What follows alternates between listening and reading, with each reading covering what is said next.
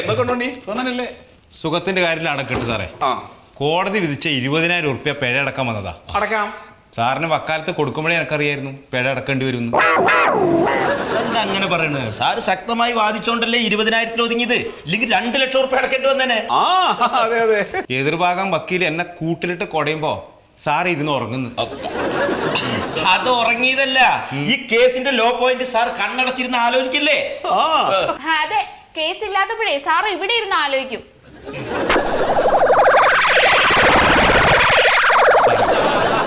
20,000 ഉറുപ്പ്യുണ്ട്. ഇന്ന് തന്നെ കോടതിയിൽ അടക്കണം. ഓ, ഇനി എന്നെ കോടതി കയറ്റാൻ പാടില്ല. പിടി. ശരി. അപ്പൊ ഒരു കാര്യം ചെയ്ത് ഉണ്ണി പോയിക്കോളൂ. നമുക്ക് ഇന്ന് തന്നെ കോടതിയിൽ അടയ്ക്കാം കേട്ടോ. ശരി ശരി.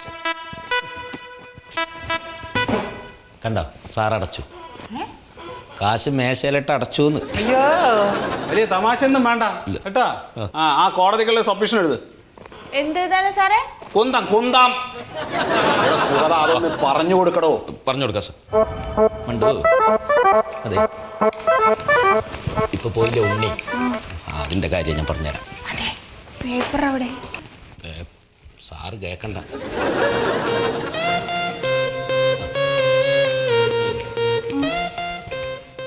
എന്റെ കക്ഷി ഉണ്ണിക്ക് 134 നമ്പർ കേസ് പ്രകാരം 20,000 രൂപ പിഴ ഈടാക്കിയിരിക്കുകയാണ്.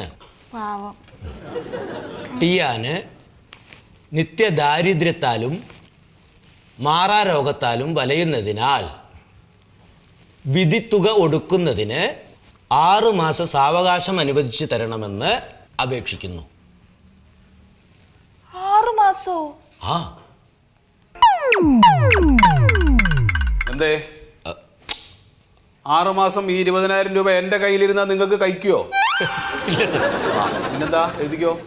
സാർ, സാർ, ആ, എനിക്ക് ശമ്പളം തന്നിട്ടില്ല. എനിക്കും. ഇതാണല്ലോ നിങ്ങളുടെയൊക്കെ കുഴപ്പം. എന്തെങ്കിലും ഒരു പണി ഏൽപ്പിച്ചു കഴിഞ്ഞാൽ അപ്പ ശമ്പളം ചോദിക്കും. സാറ് കഴിഞ്ഞ മാസം ഈ മാസം എന്തായാലും തരാന്ന് പറഞ്ഞതാ. മലമറിക്കുന്ന ജോലിയൊന്നും ഇവിടെ ഇല്ലല്ലോ. ഇത് അങ്ങേര് എന്തെങ്കിലും പറയുന്നത് കുത്തിപ്പിടിച്ചെടുത്ത് എഴുതൽ മാത്രല്ലേ. ഇല്ലാത്തൊരു കഷ്ടമുണ്ട്.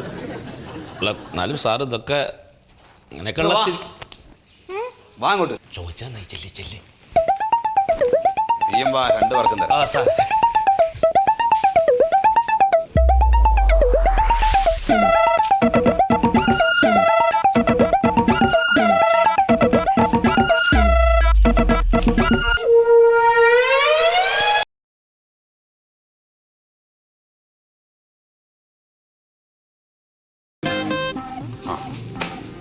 ശരി ശരി പോയിക്കോളൂ.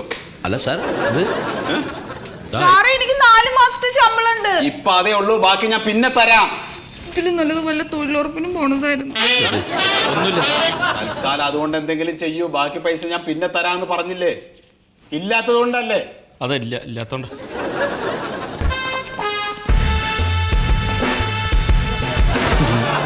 ഇപ്പൊ ശമ്പളമൊക്കെ കിട്ടിയല്ലോ. ഇനിയെങ്കിലും സന്തോഷത്തോടു കൂടി ജോലി ചെയ്യാമല്ലോ.